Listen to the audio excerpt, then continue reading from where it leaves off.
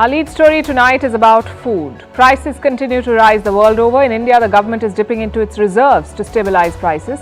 It has restricted the exports of rice, wheat and sugar over the past few months.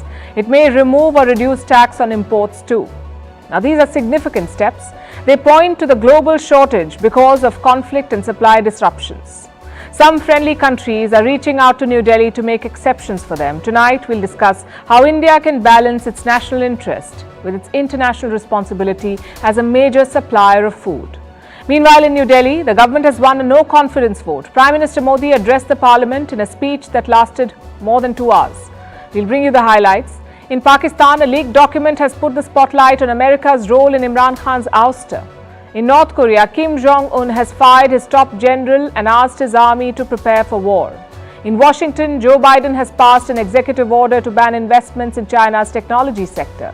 In Germany, there's a debate on the hair and makeup bill of their chancellor. It's way too high. And a question that bothers all of us: how many steps should you walk in a day? A new study is out. We'll bring you the findings. The headlines first. Russia halts currency buys as the ruble tumbles. Its central bank stops the purchase of foreign currency in the domestic market. The move comes after the ruble fell sharply in recent weeks. It is at its lowest level against the US dollar since March 2022. Niger's coup leaders form a new government. Prime Minister Ali Mehman Zain will lead the 21-member government. The junta will lead the defense and interior ministries. The military leader seized power in a coup last month. Tensions between France and Mali escalate. Both countries suspend visas to each other's citizens. Paris has already withdrawn its military from its former ally. France and Mali fell out after the military seized power in Bamako in 2020. A man who threatened US President Joe Biden has been shot dead. Craig Robertson was killed at his home in Utah by the FBI. He had posted violent threats against Biden on Facebook. The incident comes ahead of a scheduled visit by the US President to Utah. And Kuwait bans the Barbie movie, saying it is to protect quote-unquote public ethics and social traditions. A Lebanese minister also wants the film banned in his country. He claims it promotes homosexuality.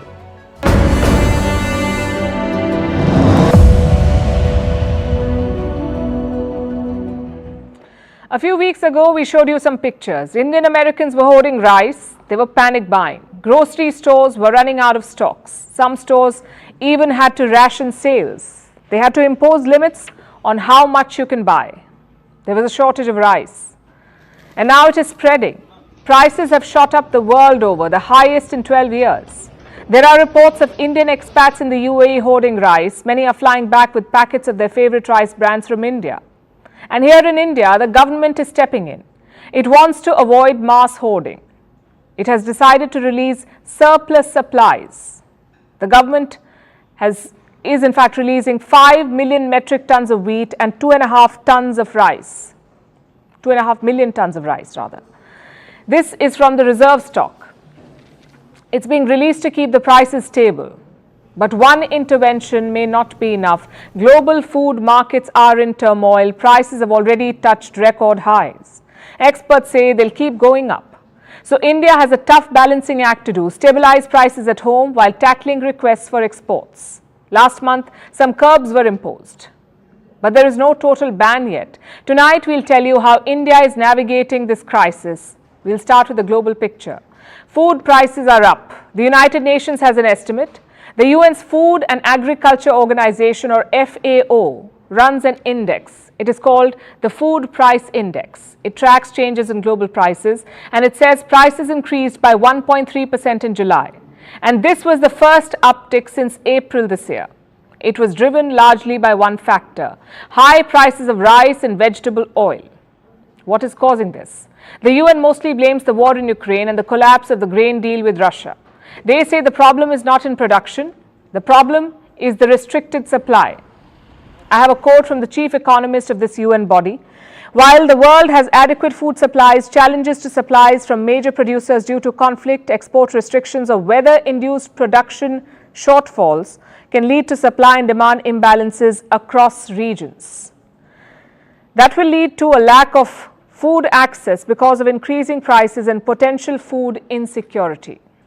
This is what the United Nations has said. India too is feeling the pinch. We don't have the July numbers yet, but estimates suggest inflation remained above 6% in July in India. So it's still not under control. India's Reserve Bank wants to see inflation at 4%. Right now, it is more than 6%. Food prices account for nearly half of India's inflation basket.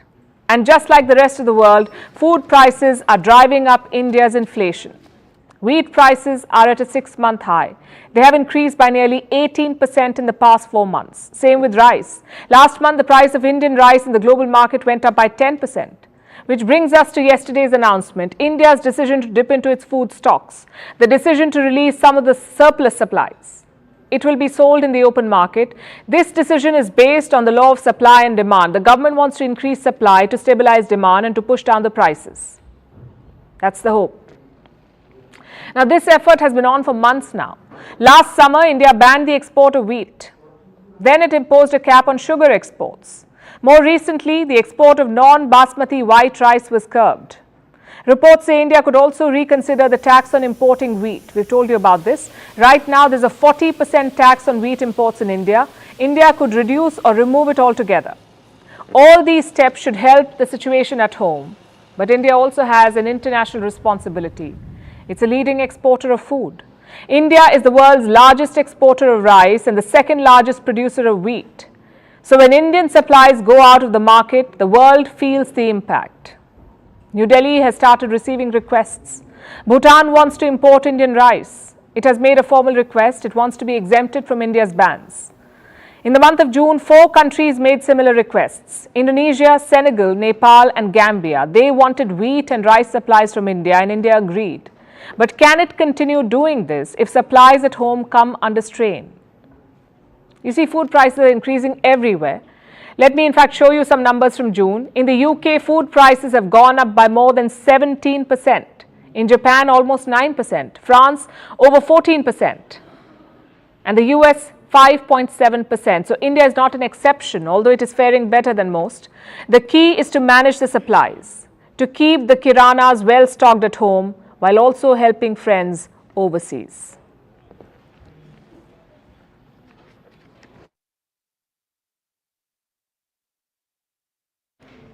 And staying with India, Prime Minister Modi faced a no-trust vote today. He sailed through easily, but the process itself is very consequential. A no-trust vote is moved to remove the government from power, to topple them.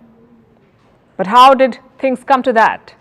And how does a no-trust vote happen? We'll explain in the next couple of minutes. The monsoon session of India's parliament is currently underway, but very little work has been done. And why is that? Because of what's happening in Manipur. The opposition wanted a statement from the Prime Minister. They wanted him to speak on the violence. When that did not happen, they moved a no-confidence motion. It was proposed by the Congress party on the 26th of July. Now, this motion has 2 conditions. One, it can only be introduced in the Lok Sabha, which is the lower house of India's parliament. And 2, a minimum of 50 members must support it, 50 members. If not, the motion will not be accepted. In this case, the opposition had the required numbers. So the no-confidence motion was introduced. That's the first step. The second step is the debate. Lawmakers from the opposition and the government will speak. So will the Prime Minister. India's constitution says the Prime Minister is the head of the government. So when MPs move a no-confidence motion, he or she must speak. It's a legal obligation. The PM has to speak when there is a no-confidence motion. This debate can go on for hours or days. The one in 2018 lasted around 12 hours. The one in 2003 lasted 21 hours. And how long did this one last? Well, the Speaker had set aside 12 hours. Today it was Prime Minister Modi's turn to speak. Listen to what he said on Manipur. महिलाओं के साथ गंभीर अपराध हुआ और ये अपराध अक्षम्य है और दोषियों को कड़ी से कड़ी सजा दिलवाने के लिए केंद्र सरकार, राज्य सरकार मिलकर के भरपूर प्रयास कर रही है और मैं देश के सभी नागरिकों को आश्वस्त करना चाहता हूं कि जिस प्रकार से प्रयास चल रहे हैं, निकट भविष्य में शांति का सूरज जरूर उगेगा। मणिपुर फिर एक बार नए आत्मविश्वास के साथ आगे बढ़ेगा। मैं मणिपुर के लोगों से भी आग्रहपूर्वक कहना चाहता हूं, वहां की माताओं, बहनों, बेटियों से कहना चाहता हूं, देश आपके साथ है। Now, today was day 3 of the proceedings. Yesterday, Home Minister Amit Shah spoke for nearly 2 hours. He detailed the situation in Manipur. Opposition leader Rahul Gandhi also spoke yesterday. He accused the government of being complicit in the violence. So, put together, more than a dozen MPs spoke. The final statement was the Prime Minister, sort of like a reply to the motion. He spoke for 2 hours and 13 minutes today. 2 hours, 13 minutes. Many of the opposition MPs staged a walkout during his speech. After everyone spoke, it was time to vote. The current government has a comfortable majority in parliament. The BJP, which is the Prime Minister's party, has 301 lawmakers. Their allies have 31.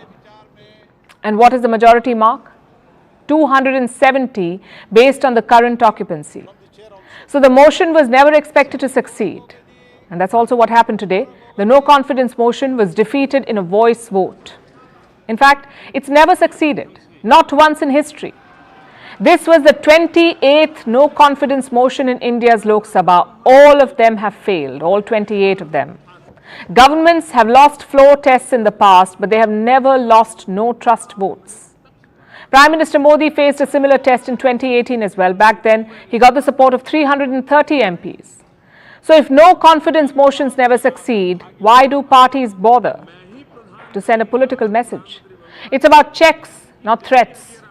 It also offers the parliament an opportunity to debate a wide range of issues. You see, the motion was introduced because of Manipur. But once introduced, everything is on the table. MPs can talk about any issue in the country. The Prime Minister did that today. He mentioned how global agencies have praised India's growth model, but the opposition remains in denial. He also had some taunts for the opposition. Listen to this. मैंने 2018 में उनको काम दिया था कि 2023 में आप अविश्वास प्रस्ताव लेकर, और मेरी बात मानी उन्होंने।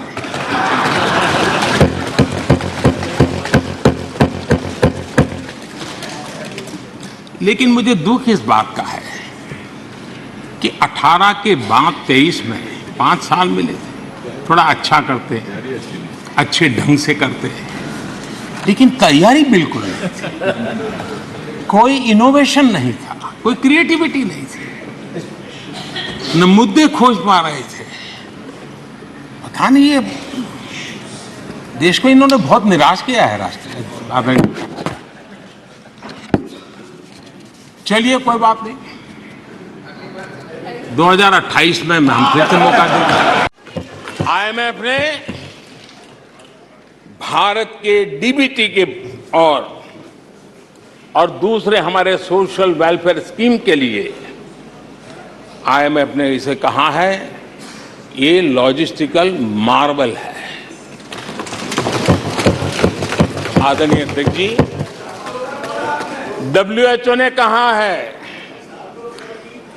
आदरणीय अध्यक्ष जी, वर्ल्ड हेल्थ ऑर्गेनाइजेशन ने कहा है कि जल जीवन मिशन के जरिए भारत में 4 लाख लोगों की जान बच रही है। ये 4 लाख कौन है? तो मेरे गरीब, पीड़ित, शोषित, वंचित परिवारों के मेरे स्वजन है। हमारे परिवार के निचले तबके में जिंदगी गुजारने के लिए जो मजबूर हुए, उनके जन हैं। India's politics is certainly heating up. Next year, of course, is the big test. The country will be holding its general elections in April 2024, and that will be the real trust vote. India's neighbour too had a no trust vote. This was last year. Opposition parties ganged up to remove Pakistan's then Prime Minister Imran Khan. They succeeded. But Imran Khan was not one to give up. He accused the United States of toppling his government. He went after the army. All of this was dismissed as conspiracy theories, as signs of desperation. But could there be more to these claims? Since August last year, Imran Khan has been talking about a cipher, a secret document. This cipher allegedly had details of a conversation. Between whom? Pakistan's ambassador to the US and senior officials at the US State Department. This claim was also dismissed, but now the alleged cipher has been leaked. Someone in the Pakistani military leaked it to the US media. And what does it say? What Imran Khan has been saying all along. The story begins on March 7th, 2022. State Department officials had a conversation with Pakistan's ambassador. This man, Asad Majid Khan. Here's what the Americans allegedly said. I think if the no confidence vote against Prime Minister succeeds, all will be forgiven in Washington. Otherwise, I think it would be tough going ahead. Some context now. Why did the Americans want Imran Khan out? Apparently because he was neutral on Ukraine. Under Imran Khan, Pakistan refused to condemn Russia's war. He said Pakistan is not Europe's slave. In fact, Imran Khan was on a trip to Moscow when the war began. Washington saw this as an affront, a sign that Imran Khan would side with Moscow. Is that why they plotted to remove him? The timing is certainly suspect. 1 month after the cipher was delivered, Imran Khan was ousted. Plus, toppling regimes is not exactly new for America. They're more than capable of it. But a couple of questions still remain. Number one, what did Washington gain from this alleged regime change? Not very much on paper. In February this year, the West moved a UN resolution against Russia. It criticized Moscow's land grabs. 32 countries abstained. 32 countries, including Pakistan. And remember, this was not Imran Khan. This was a new government under Shehbaz Sharif in Pakistan. Also, Pakistan is buying oil from Russia. The first shipment arrived in June. It was carrying around 45,000 tons of crude. So where exactly is the upside? There are reports of Pakistan sending weapons to Ukraine, but these are shadow shipments, negligible compared to NATO's multi-billion-dollar aid. So that's one problem with the cipher claim. The second one is the timing. Pakistan's parliament dissolved today. The stage is set for the general election. But as things stand, Imran Khan won't be contesting. He's been convicted and jailed in a corruption case. So by extension, he cannot contest. In the middle of all of this chaos, the cipher gets leaked. Sounds convenient, doesn't it? Right on time to vindicate Imran Khan. Now, I'm not saying the cipher is fake or that America is not capable of doing all of this. I'm saying there are too many loose ends here. If the US was still involved in Afghanistan, this would have made more sense. Pakistan is a direct player there in Afghanistan, so a friendly regime in Islamabad would be helpful. But for Ukraine, it seems a bit far-fetched. Why then does the cipher controversy refuse to die? Because of an old saying, there is no smoke without fire. Listen to the US response and you will see why. Even if those comments were accurate as reported, they in no way show the United States taking a position on who the leader of Pakistan ought to be. We expressed concern privately to the government of Pakistan, as we expressed concern publicly about the visit of then Prime Minister Khan to Moscow on the very day of Russia's invasion of Ukraine. We made that concern quite clear, but as the former Pakistani ambassador to the United States himself has stated, the allegations that the United States has interfered in internal decisions about the leadership of Pakistan are false. As we've stated, they're false. They've always been false, and they remain false. That's a pretty defensive statement. The US says we can't talk about private diplomatic chats. Fair enough. But the spokesperson adds a rider. He says, even if the cipher is real, we did not say who should be Pakistan's leader. Well, that's the money quote. Maybe the State Department did not say who the leader should be, but they did say who the leader should not be. Pakistan's position on the cipher is also ambiguous. They have neither accepted nor rejected it. Islamabad has simply ignored it, as if the conversation never happened. So in conclusion, let me say this. A few things are definitely not adding up here. The US would have certainly liked to see Imran Khan out, but would they have actively pushed for it? That is the real question. And if they did, why go through the ambassador? Why not use more covert means? I'm sure the CIA has a back channel with the army. Wouldn't that have been safer? No cipher business, just good old American meddling. The fact is, Imran Khan was always going to be ousted. America was not his biggest enemy. The Pakistani army was. So maybe this was a classic case of interests aligning, a happy coincidence, or maybe it's all a bunch of conspiracies. Unfortunately, in Pakistan, you can never know. Vantage continues after a short break. NDA का ही सहारा लेना पड़ा है,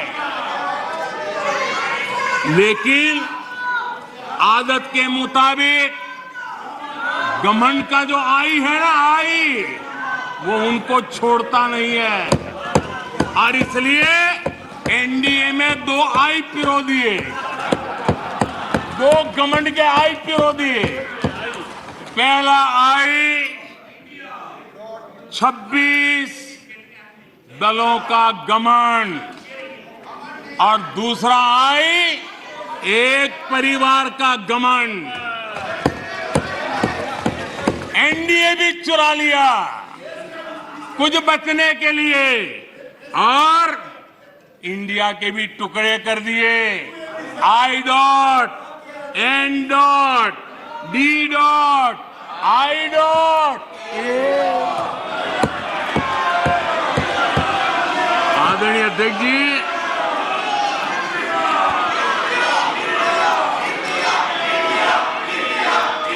जरा हमारे DMK के भाई सुन ले, जरा कांग्रेस के लोग भी सुन ले।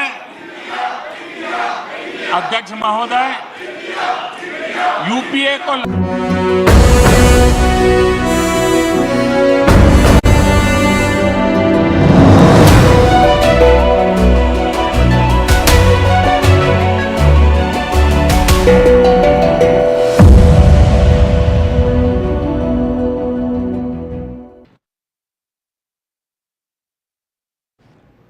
From one unstable government to another, let's talk about North Korea. Their supreme leader Kim Jong-un seems to be unhappy. He's dismissed his top military general and he's called for the mass production of weapons and equipment. Kim said the same thing last weekend as well. He went on a tour of multiple weapons factories and perhaps decided that his top general was not doing enough to boost firepower. So he's brought back an old face. A former chief of general staff is back at the helm in Pyongyang. His name is Ri Yong-gil. He has served as the top general twice before, also as defense minister and social security minister. Yesterday's reshuffle is the latest in the merry-go-round that is North Korea's government. Our next report tells you what it means. If there's one thing that's certain, it's that a Kim will be leading North Korea. But that's about the only thing that's certain when it comes to North Korean politics. Because the present Supreme Kim, Kim Jong-un, is known to be a bit temperamental. He's quick to dismiss senior leaders and keep shuffling his deck of generals every few months. That's exactly what took place yesterday. Kim Jong-un held a meeting of North Korea's Central Military Commission. The country's state media released pictures of the affair. Cigarette in hand, Kim blew smoke on North Korea's current military order and decided he wanted an overhaul. General Park Soo-il is out. He barely lasted 7 months. It seems his work didn't please Supreme Leader Kim. Looks like Kim has some grand plans. Plans that seem similar to what he always says, but somehow this time it's different. Kim issued a diktat during the meeting.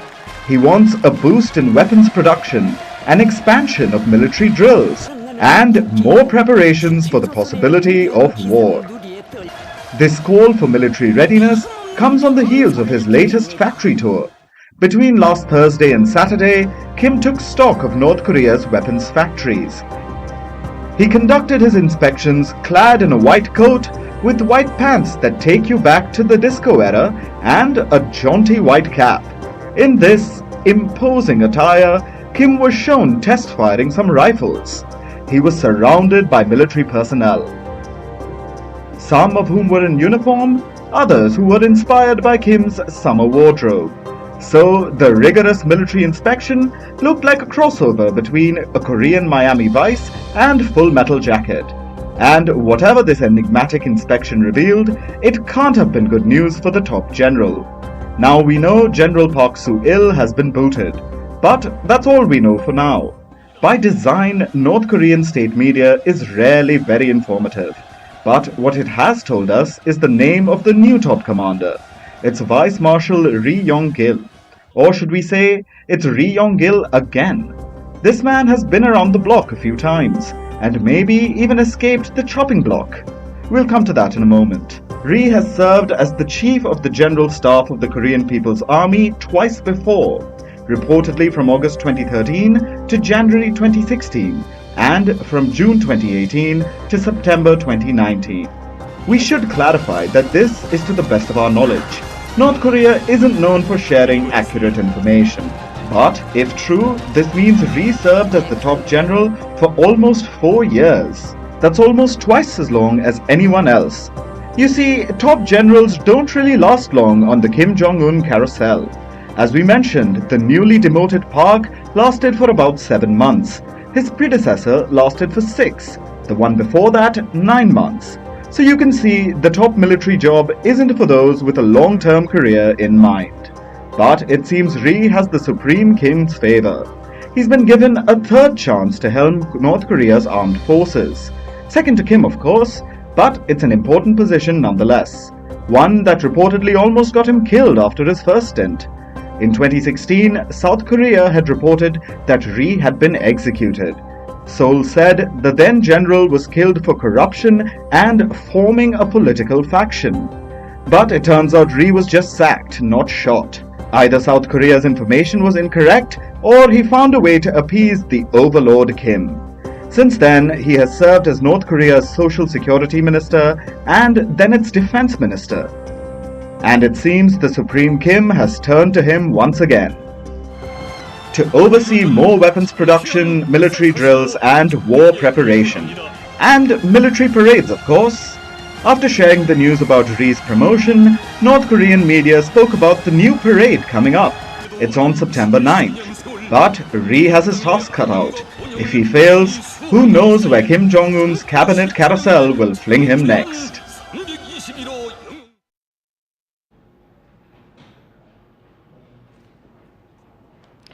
Now let's talk about North Korea's arch rival, the United States of America. There's a presidential election next year in the US and Joe Biden is vying for a second term. He doesn't want to leave anything to chance, so he's turning to the Trump playbook.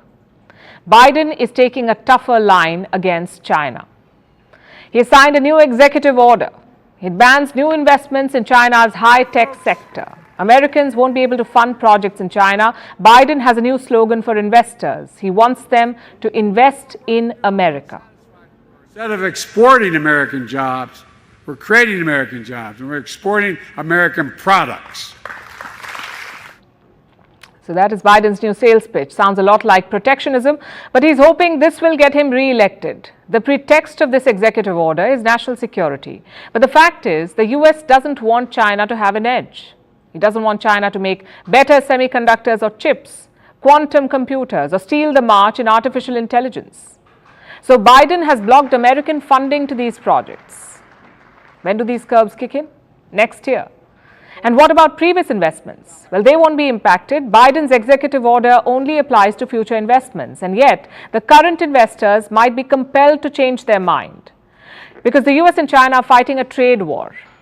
If you are an investor in America, putting money on China is risky now.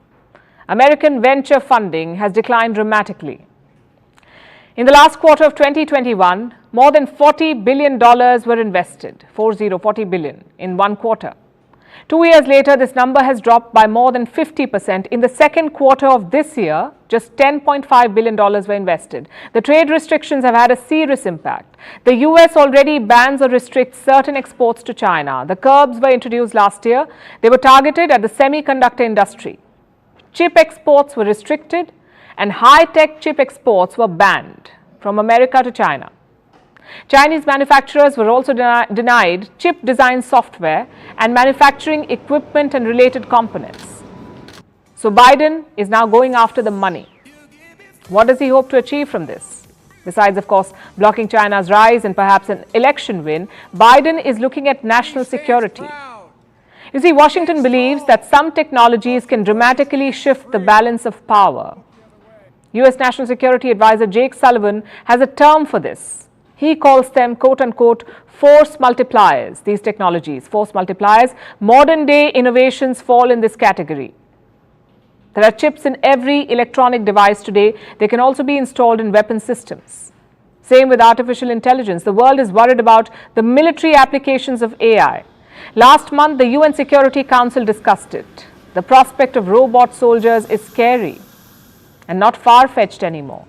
The US is exploring possibilities, and so is China. Let me show you something, in fact. In 2021, the Global Times put out this story. It announced that the PLA, the Chinese army, is using artificial intelligence. It hasn't entered the battlefield yet, but the technology is being used in training. The Chinese Air Force used AI in aerial combat training. How does it work? Well, China took the pilot out of the cockpit and let artificial intelligence fly the fighters. There was no dogfight in the air with robots. The PLA ran simulations in cockpits. A real pilot went up against an AI aircraft, and in this instance, the pilot came out on top. The Chinese military hailed the advantages of AI after this. The Global Times reported that such trainings can boost efficiency, reduce cost, and minimize risk. China is studying military applications of artificial intelligence. America wants to slow them down, and they are in a position to do so. You see, China still lacks the know-how. It doesn't know chip design. It still lags behind America in AI. China has bought many high-tech goods from the US. It has relied on American funding to make progress, but now the US is turning off all those taps. Obviously, Beijing does not like it. They've issued a statement. China said it was very disappointed by Joe Biden's orders. It is also hinting at retaliatory measures. We haven't heard the last of this.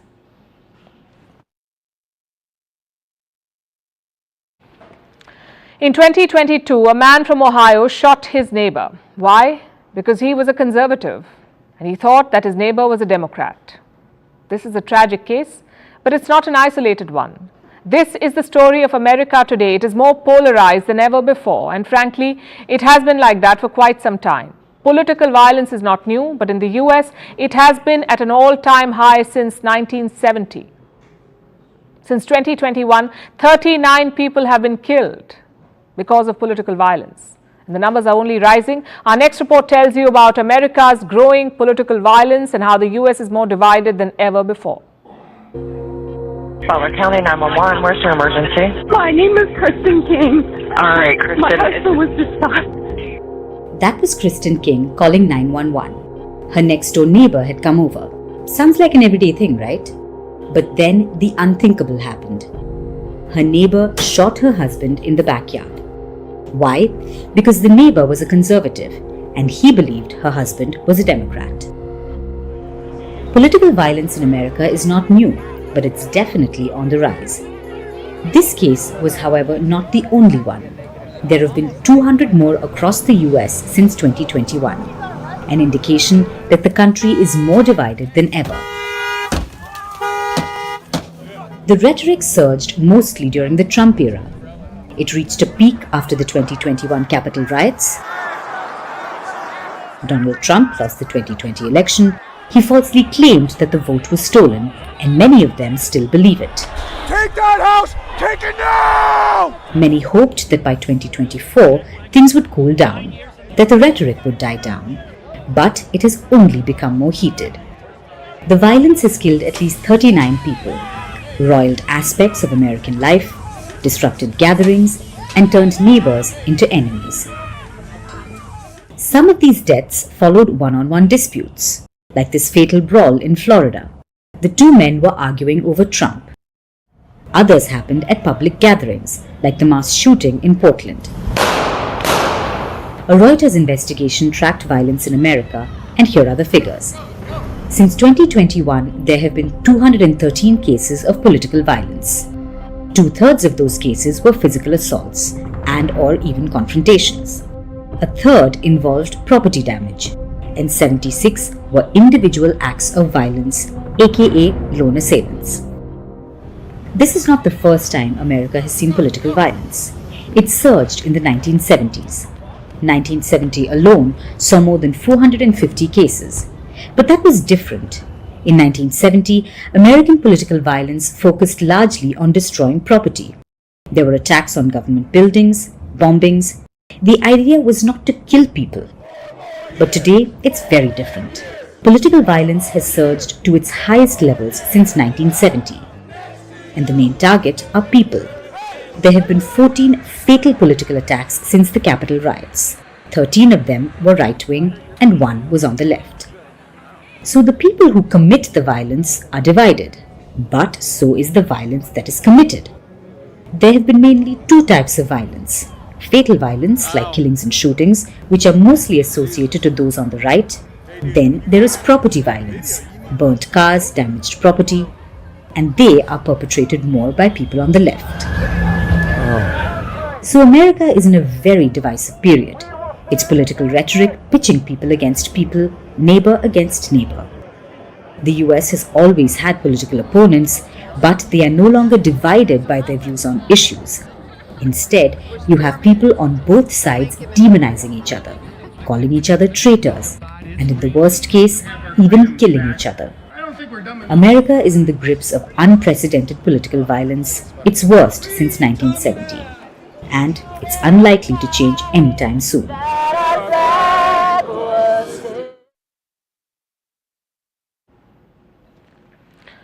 What makes a good politician? Policies, yes. Oratory, yes. But what about looks? For the longest time, leaders were supposed to look ordinary, like an average Joe. But that's not the case anymore. Today's politicians are splurging on hair and makeup, and the bills are eye-wateringly big.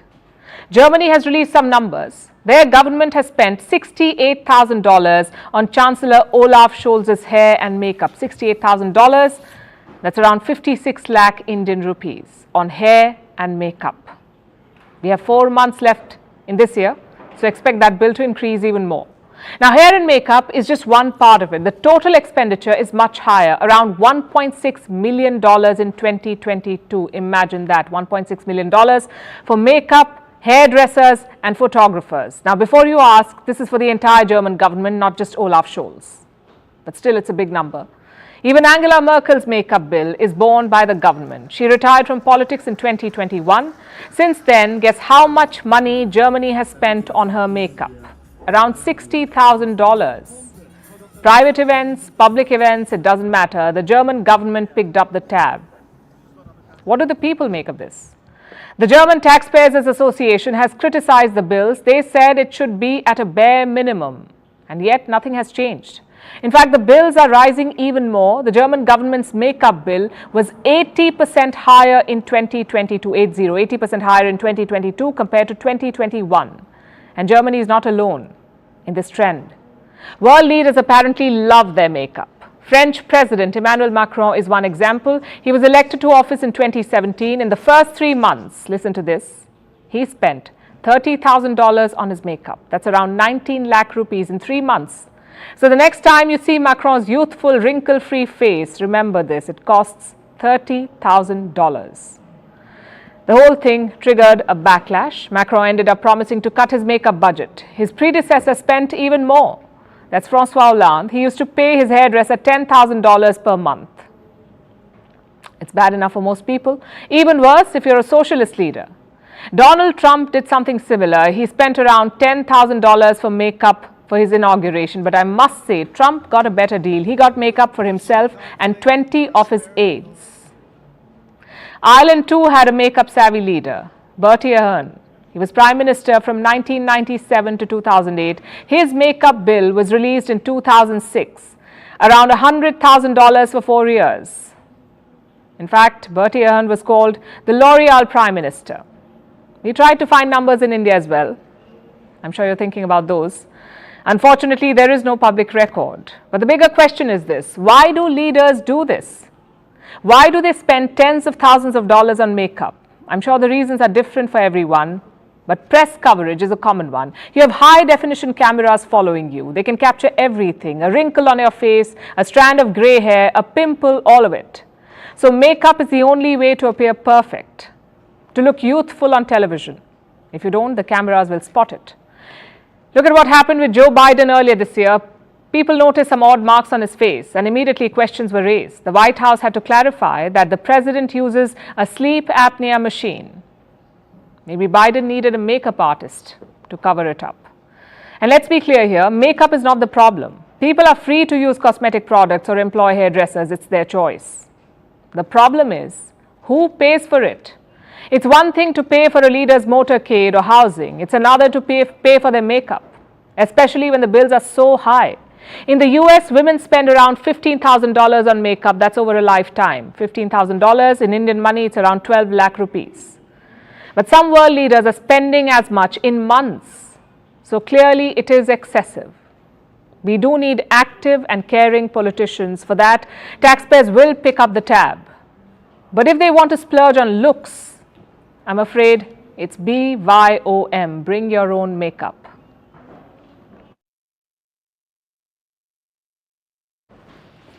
Our next story comes from the South American nation of Ecuador, a country of about 17 million people.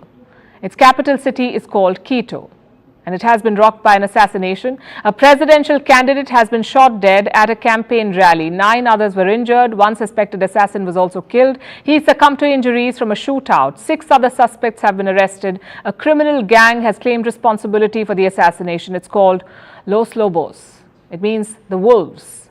This is the second largest gang in Ecuador. It is affiliated with the Mexican drug cartel. The assassination comes days before the presidential election. It's scheduled for the 20th of August. The outgoing president, Guillermo Lasso, said the killing was a clear attempt to sabotage the election. He has promised that polls will go ahead as planned, but amid a national state of emergency. Here's a report. The South American nation of Ecuador has been rocked by violence of late. And last night, the violence claimed another victim. This is Fernando Villavicencio. He was one of the leading candidates for the upcoming presidential election. But late last night, he was assassinated.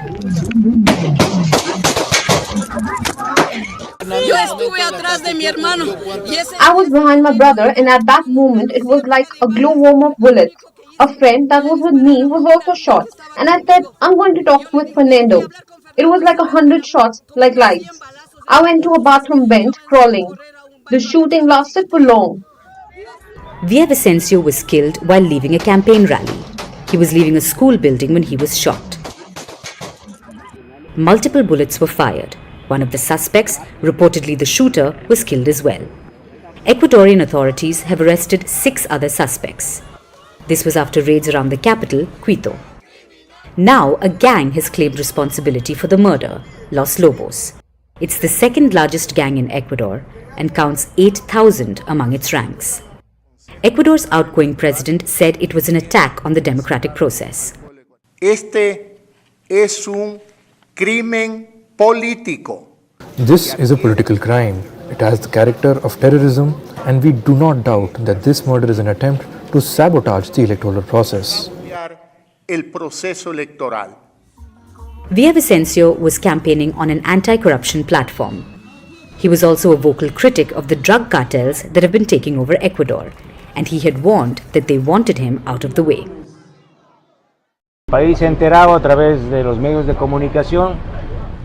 The country knew through the media of a police report in which it's revealed a very serious threat of one of the Sinaloa cartel's boss, I'm referring to alias Tito, against me and my campaign team.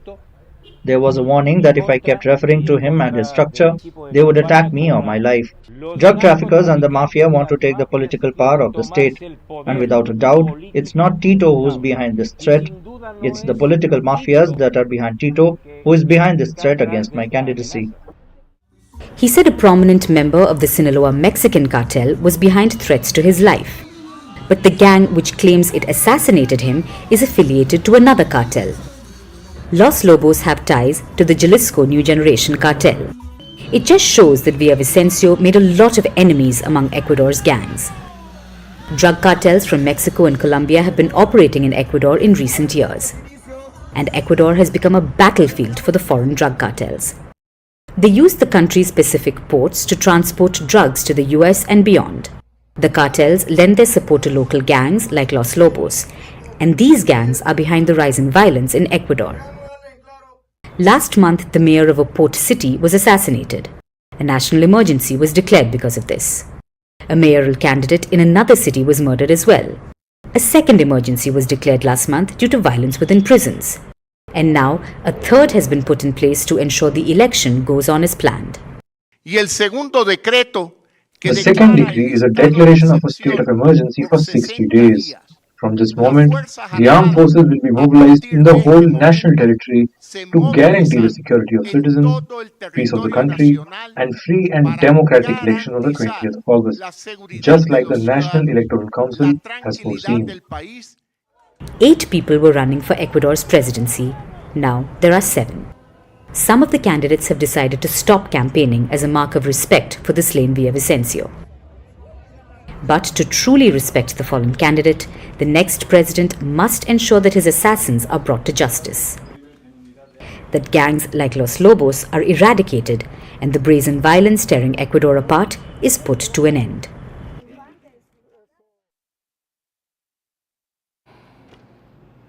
"10,000 steps a day. It's touted as the minimum for good health. It has long become a default fitness goal, so much so that it birthed a whole industry. An industry worth about $20 billion. It's filled with fitness trackers, smartphone apps, even wellness programs. But do you follow this number religiously? Do you walk 10,000 steps every day? Probably not. How do we know? Because we have the numbers. Indians typically walk around 4,300 steps in a day. Americans 4,800 steps. The Japanese take 7,000 steps. Australians and Swiss nationals come close. They take some 9,000 steps. This is the average. So chances are you're not clocking in 10,000 steps every day. But there is no need to feel discouraged. I'll let you in on a secret. 10,000 steps is a myth. The number to stay healthy is far lower than that. Let alone half of 10,000, even 2,000 steps are good for you. But if that's the case, why is the world being told otherwise? Blame murky historical roots. Let's take you back to the year 1965. That's when a Japanese company launched a pedometer. You know the instrument that records the number of steps taken? It estimates the distance traveled on foot. This Japanese pedometer was called 10,000 step meter. It also came with a slogan, "Let's walk 10,000 steps a day." What fun. And hence we had the magic number, 10,000 steps. It became trendy. It gave people a distant, sweaty goal, the goal of a fit and healthy body. It became part of everyday conversations, even corporate team building exercises.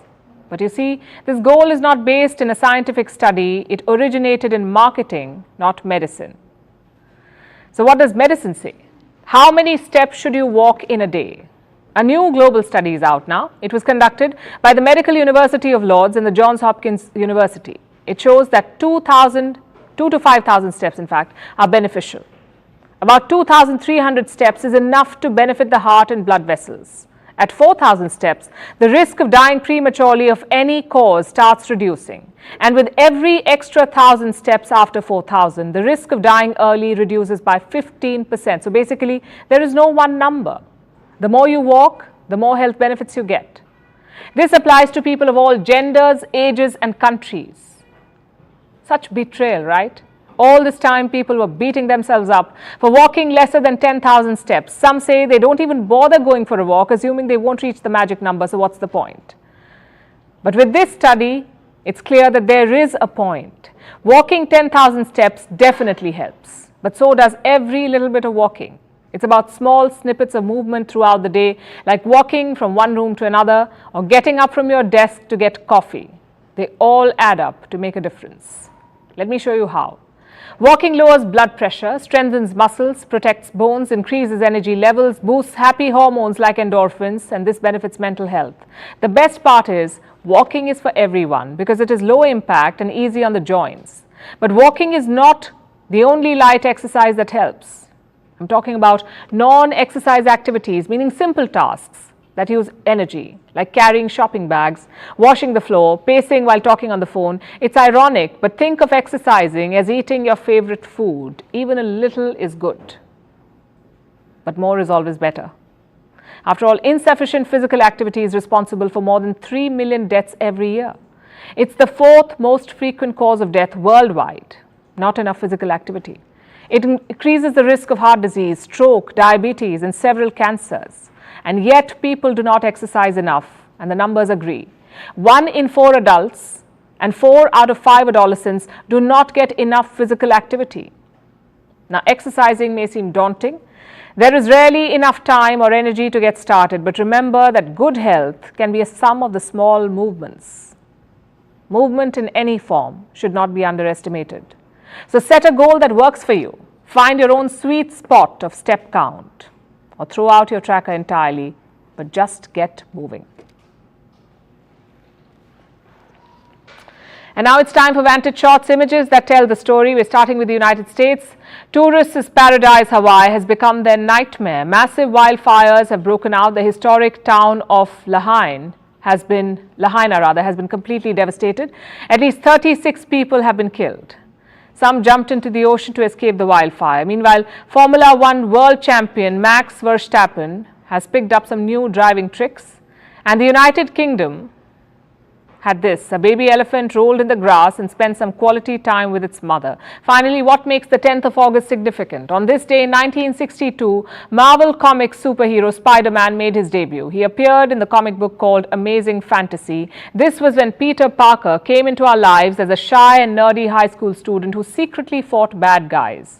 Youngsters loved it. And the rest, as they say, is history. We're leaving you with that. Thank you for watching.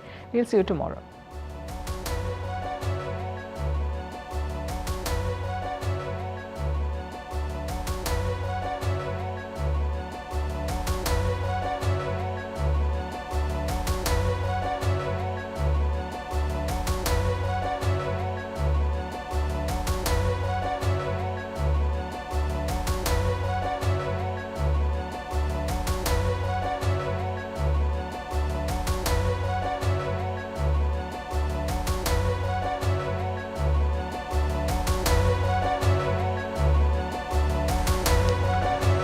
This was a home.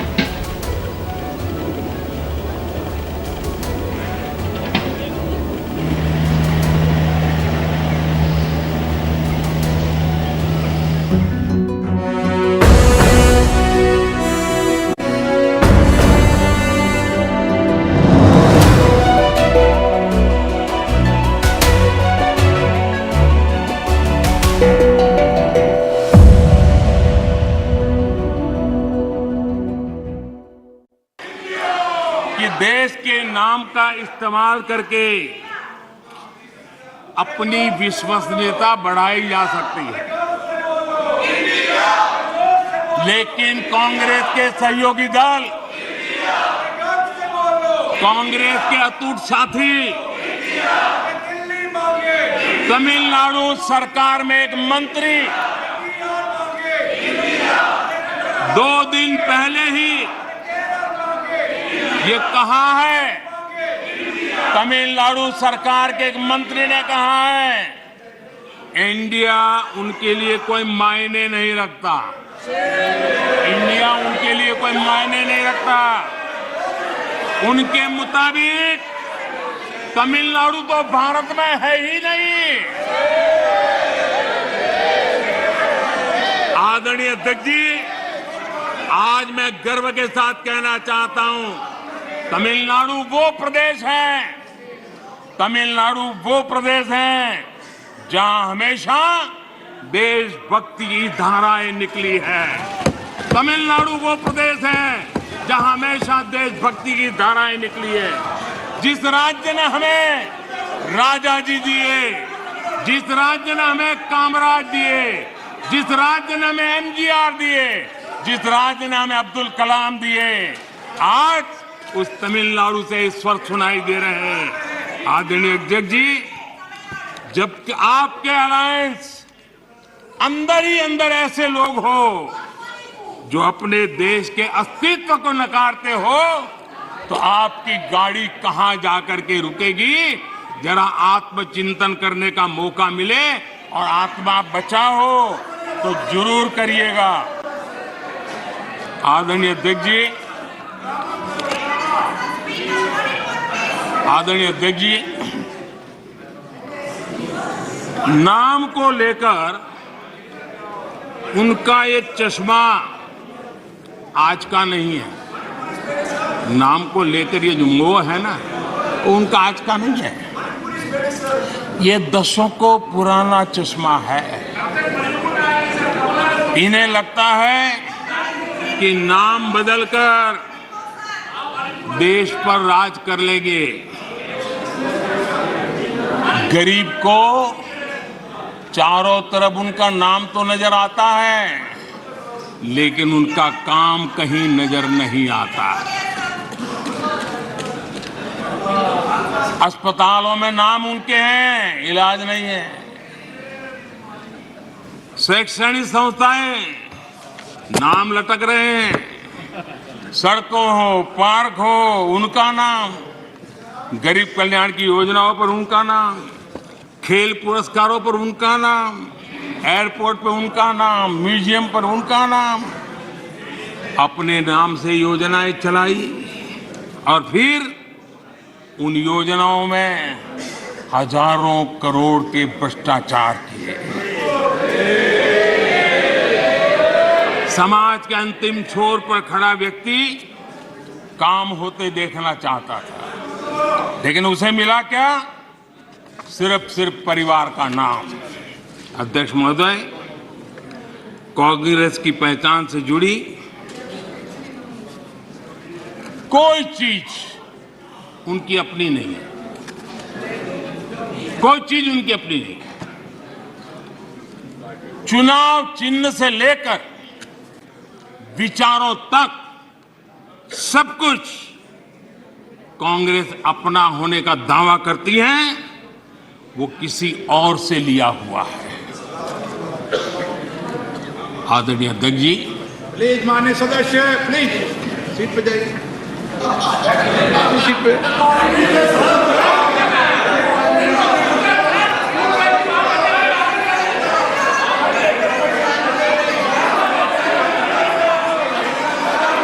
अपनी कमियों को ढकने के लिए चुनाव चिन्ह और विचारों को भी चुरा लिया। फिर भी जो बदलाव हुए हैं उसमें पार्टी का घमंड ही दिखता है। ये भी दिखता है कि 2014 से वो किस तरह डिनायल के मोड में है। पार्टी के संस्थापक कौन? एओ ह्यूम एक विदेशी थे जिन्होंने पार्टी बनाई। आप जानते हैं 1920 में भारत के स्वतंत्रता संग्राम को एक नई ऊर्जा मिली। 1920 में एक नया ध्वज मिला और देश ने उस ध्वज को अपना लिया। तो रातों रात कांग्रेस ने उस ध्वज की ताकत देख करके उसे भी छीन लिया और प्रतीक को देखा कि ये गाड़ी चलाने के लिए ठीक रहेगा। 1920 से खेल चल रहा है और उनको लगा कि तिरंगा झंडा देखेंगे तो लोग देखेंगे उनकी बात हो रही है। ये उन्होंने खेल किया। वोटरों को भुलाने के लिए गांधी नाम भी हर बार वो भी चुरा लिया। कांग्रेस के चुनाव चिन्ह देखिए, 2 बैल, गाय बछड़ा।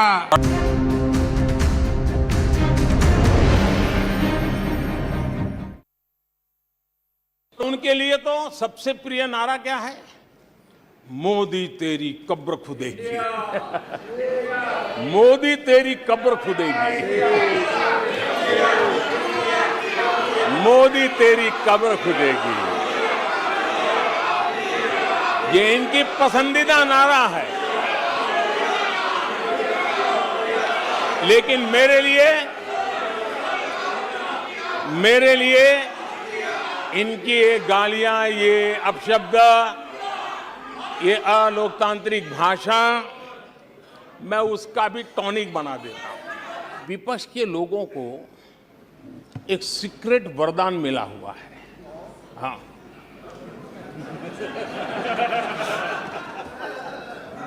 सीक्रेट वरदान मिला हुआ है जी।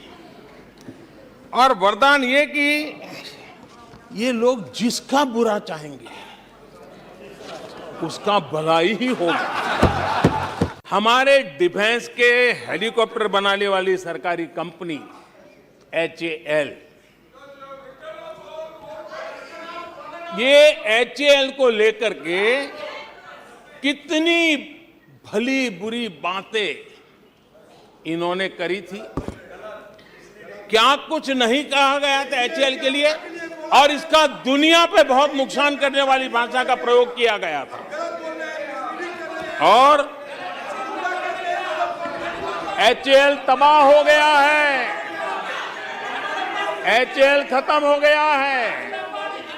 भारत की डिफेंस इंडस्ट्री खत्म हो चुकी है। ऐसा न जाने क्या क्या कहा गया था HAL के लिए। आज HAL सफलता की नई बुलंदियों को छू रहा है। HAL ने अपना highest ever highest revenue register किया है।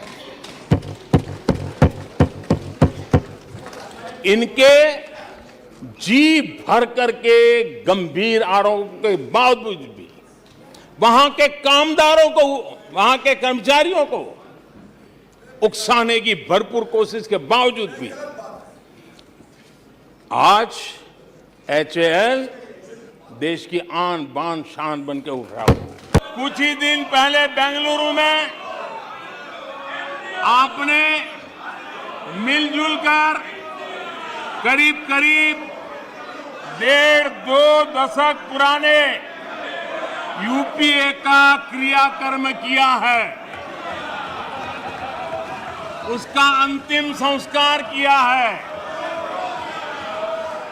लोकतांत्रिक व्यवहार के मुताबिक मुझे तभी आपको सहानुभूति जरूर व्यक्त करनी चाहिए थी, संवेदना व्यक्त करनी चाहिए थी, लेकिन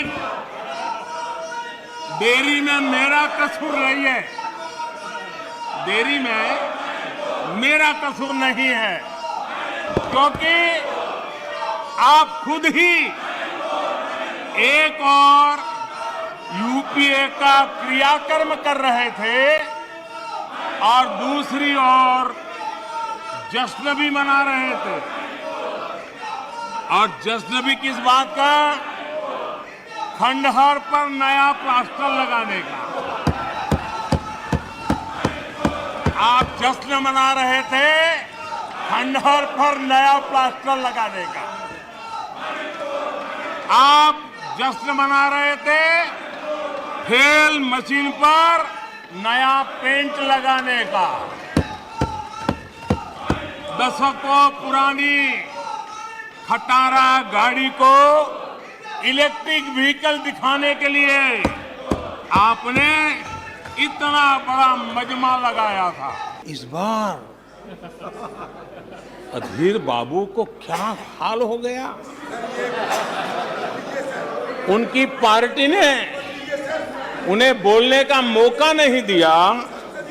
ये तो कल अमित भाई ने बहुत जिम्मेवारी के साथ कहा कि भाई अच्छा नहीं लग रहा है, और आपकी उदारता थी कि उनका समय समाप्त हो गया था तो भी आपने उनको आज मौका दिया। लेकिन गुड़ का गोबर कैसे करना उसमें ये माहिर है। मैं नहीं जानता हूं